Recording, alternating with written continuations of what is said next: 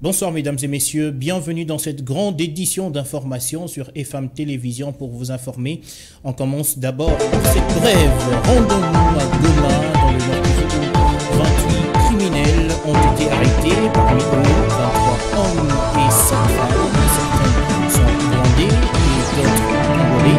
Ils ont été appréhendés avec plusieurs effets militaires, dont des chargeurs garnis, cartouches, armes et tenues militaires. Ils ont été présentés à la presse ce mercredi par le maire de la ville, Volta. Après le remaniement du gouvernement, l'heure est au renforcement de capacités. C'est la raison d'être du séminaire organisé à l'intention de tous les membres de l'exécutif central. Selon le Premier ministre, l'objectif est de consolider la cohésion au sein du gouvernement pour réussir la mission leur dévouée. Je vous propose de le suivre. Ces assises, il convient de le dire, se tiennent justement sous le haut patronage du président de la République. Et ils interviennent à un moment important pour le gouvernement, car elles s'inscrivent dans le cadre du renforcement des capacités des membres de celui-ci, à travers les informations et les échanges fructueux eu égard aux différents intervenants. L'objectif poursuivi est la consolidation de la cohésion au sein du gouvernement, afin d'assurer l'exécution harmonieuse du programme gouvernemental.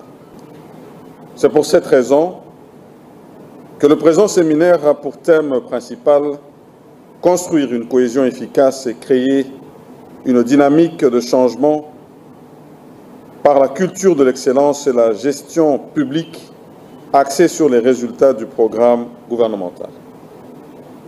C'est aussi un moment d'échange entre les différents membres du gouvernement dans le cadre du travail commun que nous menons pour l'accomplissement du programme du gouvernement. Le ministre de la Recherche scientifique continue activement de s'imprégner lui-même de différentes inventions et innovations made in Congo. C'est dans ce contexte que le docteur Gilbert Kabonda a eu une série de séances de travail avec de nombreux inventeurs en début de cette semaine. Le condensé de toutes ces audiences est avec Ania Kolé. À l'heure de l'insuffisance alimentaire criante au Congo, il y a une catégorie de chercheurs congolais qui redoublent d'imagination pour apporter des solutions à la congolaise sur fond de la science et de la technologie. Parmi eux, les colonels Ndumbi Ndambassa qui anime un atelier de construction et d'expérimentation. Il démontre son œuvre sous les yeux émerveillés du ministre Kabonda. Les premières machines que nous avons montrées aux gens, par la population, c'est en 2018, en 2015, lors du premier concours président de la République pour les inventeurs et innovateurs congolais.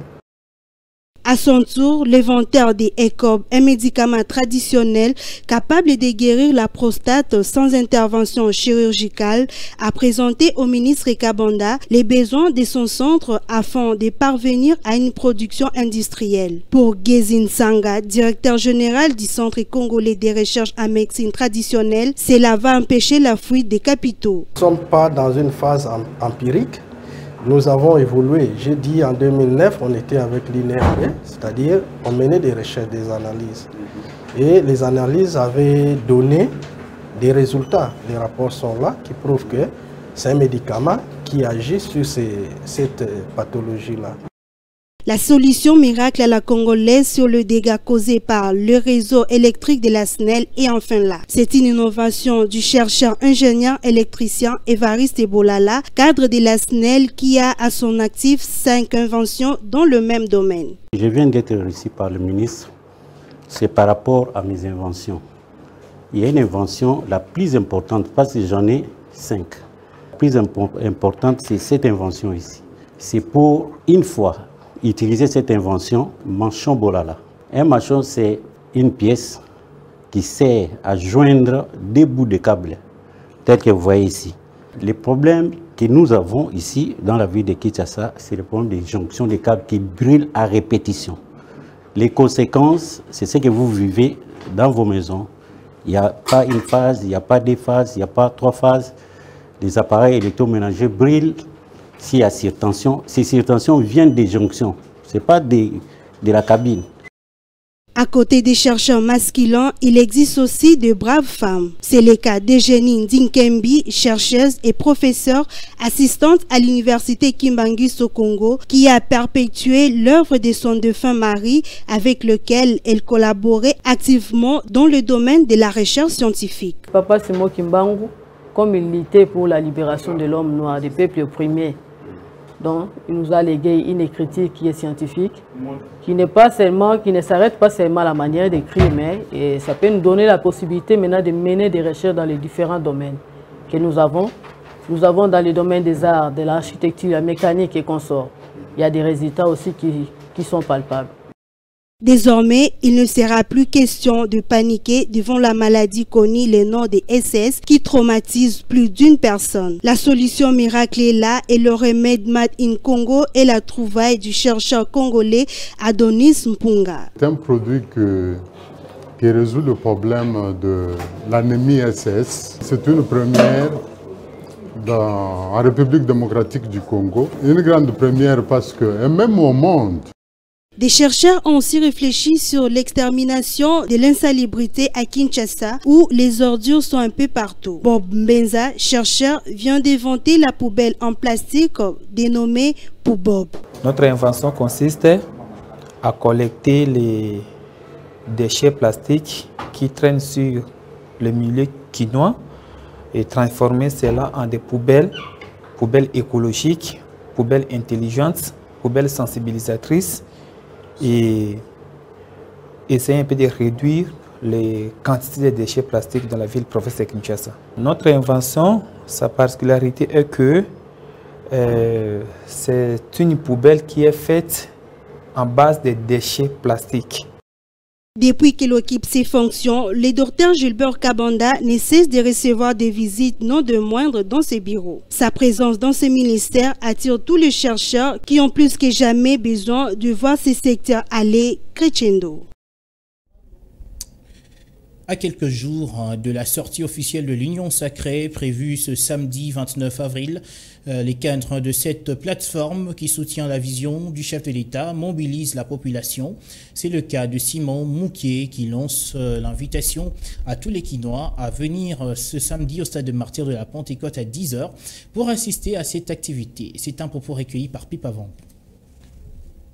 Ceci est un appel que je lance à toute la population congolaise en général, particulièrement aux Quinois et Quinoises.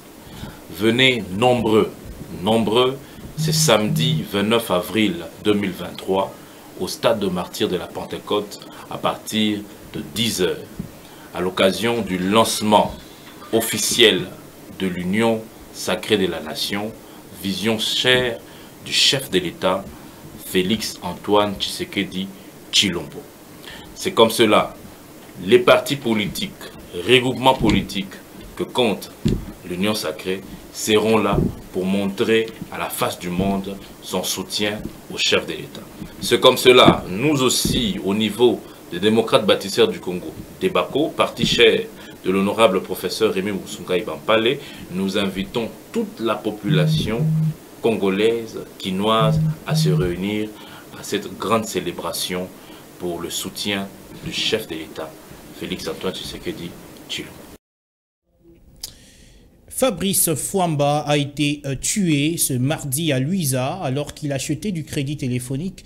Le président fédéral du parti Envol dans ce territoire de la province du Kasaï central n'a pas survécu à une agression d'un détraqué mental, un fait condamné par le chef de cette formation politique. Délice Sanga pense que Fabrice Fwamba a payé le prix de son engagement politique. On l'écoute. La famille Envol, les démocrates, les libéraux que nous sommes aujourd'hui en deuil. En deuil d'un de nos combattants, d'un de nos compagnons qui nous a accompagnés au cours de toutes ces années dans la lutte pour la démocratie dans notre pays. Monsieur Fabrice Fouamba, parce que c'est de lui qu'il s'agit, président de l'envol au niveau du territoire de Luiza, a été assassiné ce matin, en plein jour. Ce père de famille d'une cinquantaine d'années, engagé à mes côtés depuis plus de 20 ans, acteur de développement et de la jeunesse dans les territoires de Luiza, paye aujourd'hui le prix de son engagement, le refus de la compromission avec un pouvoir qu'il jugeait décadent, une résistance à la dictature dans un contexte où on voulait imposer, où on veut toujours imposer une sorte de pensée unique. Hélas, ce matin, ces défenseurs de notre projet de la refondation du Congo a été sauvagement et lâchement abattu. Lancement ce mardi des journées portes ouvertes à la Commission électorale nationale indépendante. Les détails ayant trait au fichier électoral sont exposés clairement à toutes les parties prenantes au processus électoral. Pour ce premier jour, l'honneur était fait aux professionnels des médias. Reportage Ruth Dinonzei et Florent Okita.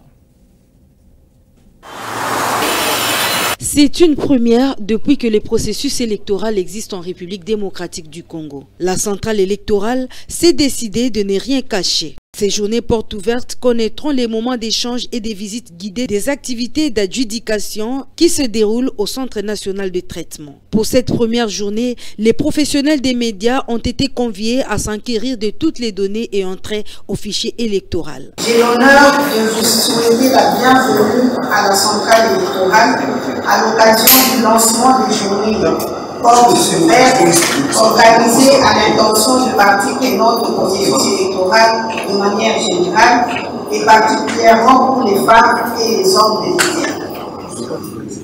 Votre présence dans cette salle dénote à suffisance de l'intérêt que vous attachez à ce processus électoral que nous voulons transparent, inclusif et respectant le principe de républicité.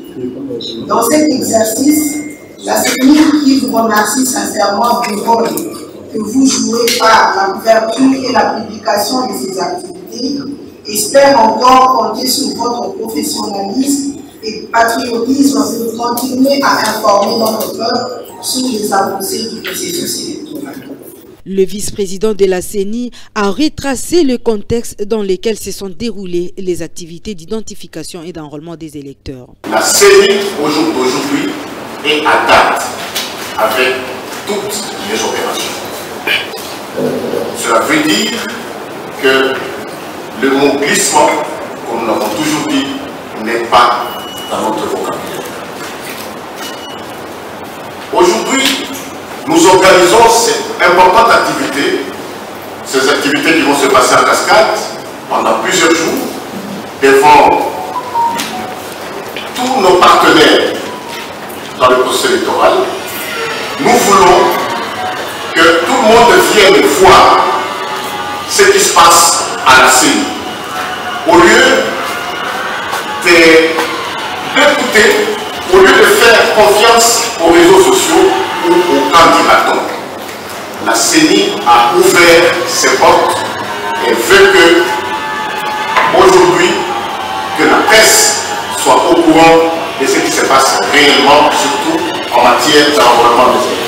Rappelons qu'au cours de ces journées portes ouvertes, toutes les parties prenantes seront mises au parfum des différentes données que détiennent la CENI, y compris la question liée au doublon au niveau national. Il s'est de signaler que seul le dernier enrôlement sera retenu pour les électeurs qui se sont enrôlés plusieurs fois.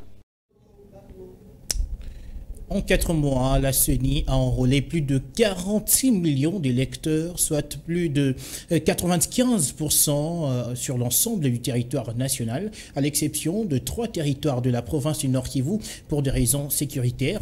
Je vous propose de suivre le deuxième vice-président de la CENI, Didi Manara, au micro de Ruth Dinonzei et Florent Okita. Dans toutes les fois précédentes, on a enrôlé pendant plus ou moins 12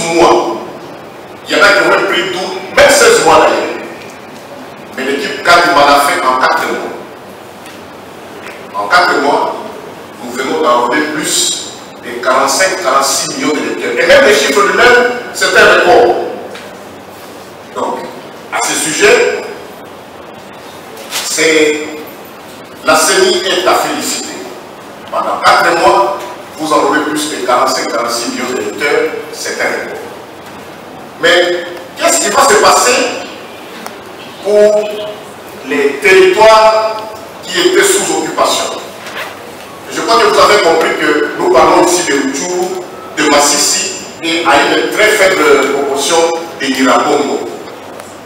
Cette question d'enrôlement dans ces espaces-là ne sera pas résolue par uniquement la CENI. C'est une question transversale qui touche aussi bien la question de société, la question sécuritaire, parce que, comme vous le savez, la CENI n'a pas pu déployer ni son personnel, ni son matériel dans ces zones-là. Mais nous avons déjà, nous, à notre niveau, au niveau de la CENI, nous avons déjà commencé à parler, à échanger avec les ressortissants de ces zones-là, des Rutshuru, des Massissi, c'est-à-dire en général avec les élus même du Nord Kivu.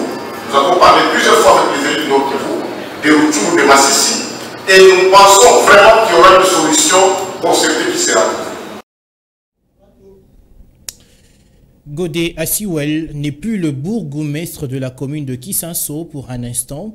Il a été suspendu de ses fonctions dans une correspondance lui adressée le mardi 25 avril par le gouverneur de la ville-province de Kinshasa qui lui reproche d'avoir appelé les jeunes à se procurer des machettes pour leur protection. Commentaire.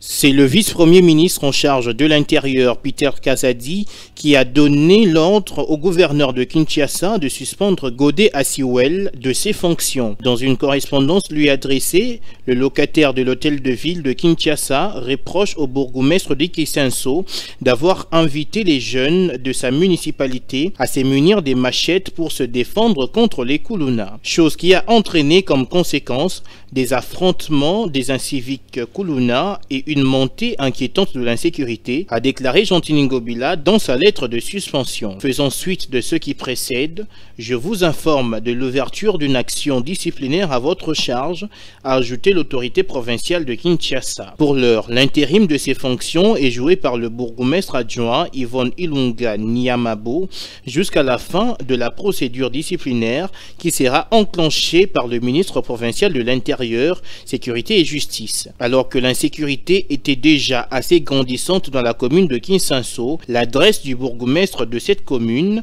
a semblé amplifier la situation, selon les habitants de cette commune.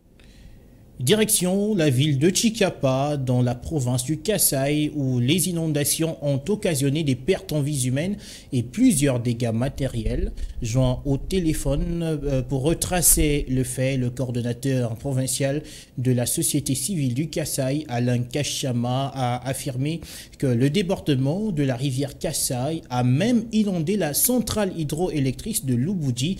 Lubudi, je vous propose de l'écouter au téléphone d'Alexandre Paulin Camania. La ville de Chikapa vit depuis plus d'une semaine dans les noirs. Les deux rivières, la rivière Kasaï et Chikapa, ont débordé. Il y a des inondations qui causent déjà des pertes en vies humaines. Les différentes maisons s'écroulent, mais également la centrale hydroélectrique de Lungudi a été inondée suite au débordement des eaux de ces deux rivières.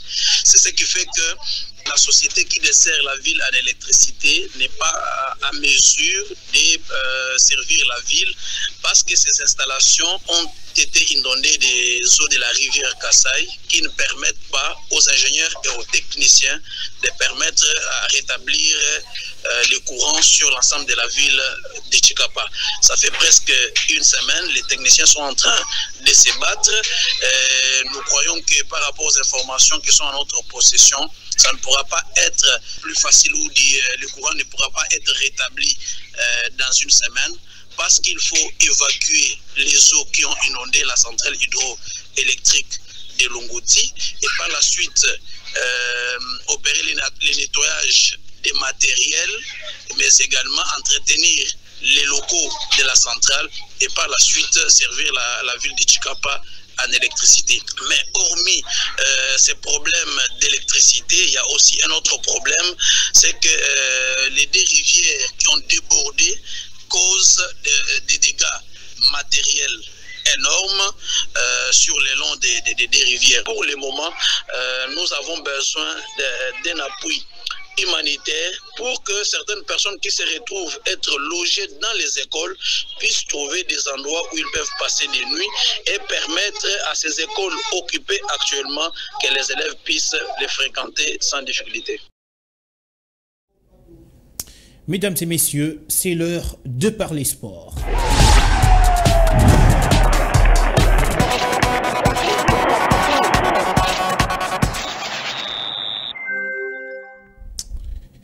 Du sport à présent, comme je viens de le dire, la FIFA a désormais validé le mandat du comité de normalisation en tête de la Fédération congolaise de football association qui va assurer, entre autres, l'organisation des élections en décembre prochain. C'est à l'issue d'une conférence de presse organisée mardi 25 avril à Pullman Hotel en présence de délégués de la FIFA et de la CAF. Commentaire Lionel Ngolo.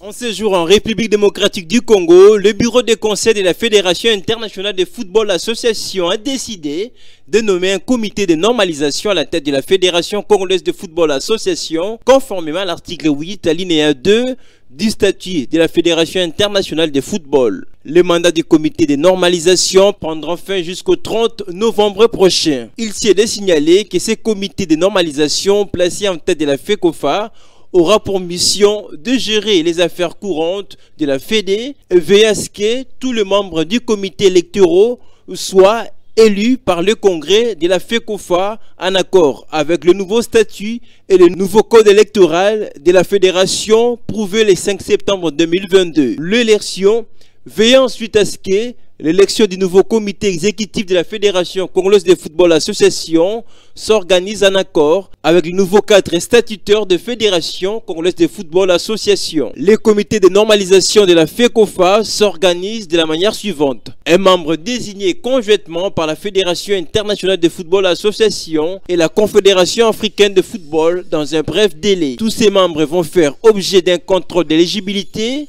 mené par la commission de contrôle de la FIFA conformément au règlement de bonne gouvernance internationale de football. Rappelons, aucun d'entre eux ne sera éligible pour le poste à pouvoir pour les élections en tête de la fédération, quelles que soient les raisons et les circonstances. Le tournoi Fachi Cup n'est pas une initiative de la FIFA, moins encore de la CAF. Démenti du secrétaire général de la CAF, Véran Mosengo, au cours d'une conférence de presse mardi à Pullman Fleuve Congo Hotel. Les précisions et détails, c'est dans ce reportage signé Lionel Ngolo. Le ministère des Sports et Loisirs avait annoncé le lundi 17 avril 2023 dernier l'organisation de Fachi Cup, un événement consacré aux footballeurs de moins de 20 ans d'Afrique centrale. Le problème dans son annonce, le ministre des Sports, je cite Claude-François Kaboulou et son entourage, laissait entendre l'organisation et la nomination de cette compétition proviennent de la Fédération internationale de football association FIFA en sigle et la Confédération africaine de football CAF, une information qui a été balayée par l'organe fêtier du football continental. Actuellement en République démocratique du Congo, pour une mission principale d'installer le comité de normalisation à la tête de la Fédération congolaise de football association, le secrétaire général de la CAF, Véran Mosengo, a démenti cette information. Ceci ne vient pas de la FIFA ni de la CAF.